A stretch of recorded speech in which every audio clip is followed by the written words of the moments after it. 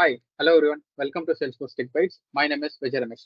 Today we're going to see a quick Salesforce Tech Bytes from the Winter'24 release, which is how do we monitor asynchronous Apex usage in the R. Let's quickly get on the demo.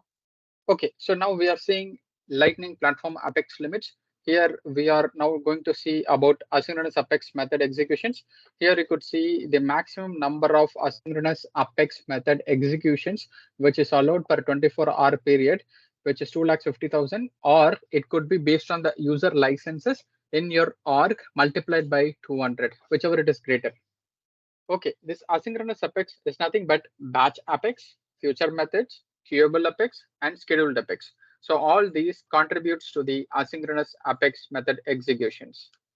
Now I have two systems in front of me. One is summer 23 release and the other one is winter 24 release, because I want to show you the difference between the previous version and the latest winter 24 release version. I'll go to summer 23 version. Here I'll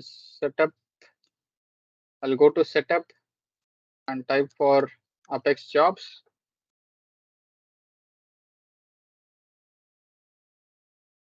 Here in this Apex jobs, you can see it will display only the list of asynchronous Apex jobs, but you will not see any limit related information. So this is summer 23 version.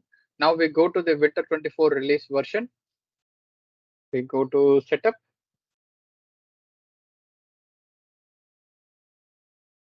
In the search box, type Apex job. Click on it. Now the page is loaded, and here you could see the monitor status of all Apex jobs are available here.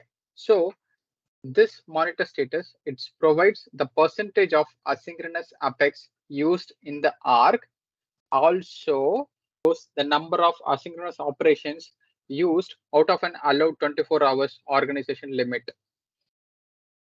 Okay, hope this session is informative. Moving forward, before we hit the asynchronous Apex governor limit, we can proactively monitor this asynchronous Apex governor limit consumed percentage here, and we can mitigate the problem. Thank you.